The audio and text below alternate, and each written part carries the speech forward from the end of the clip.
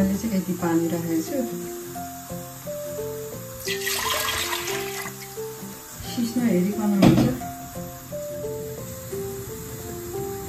अब यहाँ म चाहिँ अलिकति यो मैदाको पिठो राख्छु मकैको पिठो राख्नु पर्छ नै तर अब छैन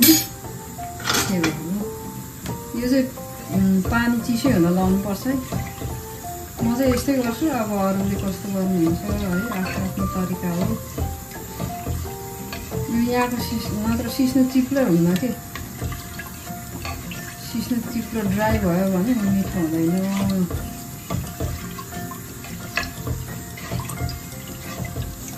तातोमा लगायो भने चाहिँ डल्लो पर्छ नि त पिठो त्यही भएर चिसोमा लाउनुपर्छ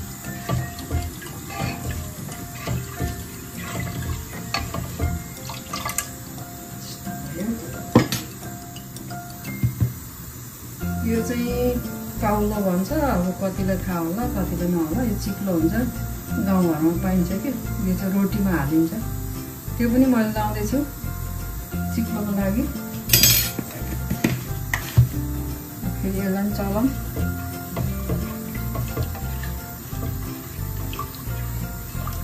यो चाहिँ मेरै स्टाइल है हजुर आफ्नो आफ्नो स्टाइल हुन्छ पकाउने पनि यति नगरेको मिठै हुँदैन छोप्रै हुन्छ मैले चाहिँ आलु पनि लाउने गरेको छु कि कहिले लाउँछु कहिले लाउँदिनँ सबै लाउने भने होइन कालो दाल हाल्दा पनि हुन्छ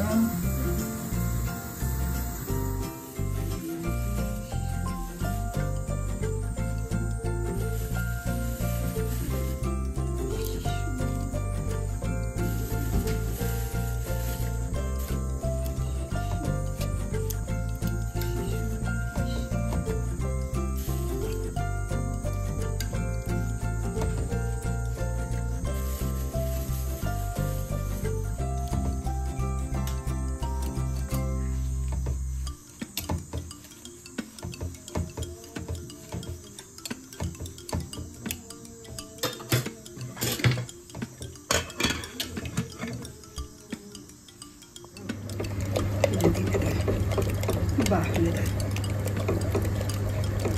यसरी घोट्नुपर्छ है सिस्नोलाई चाहिँ घोटाइपुगेन भने काम छैन यसमा चाहिँ केही लाउनु पर्दैन नुन अनि यो अदुवा लसुन मात्र लगाए नि हुन्छ मैले यो अदुवा र लसुन लगाएँ अनि नुन पनि लगाएँ स्वाद अनुसारको यो चाहिँ हेल्थको लागि एकदमै राम्रो हुन्छ है यो सिस्नो चाहिँ सुगर प्रेसर हरेक कुरोलाई राम्रो हुन्छ भन्छ कसले खानु भएको छ खानु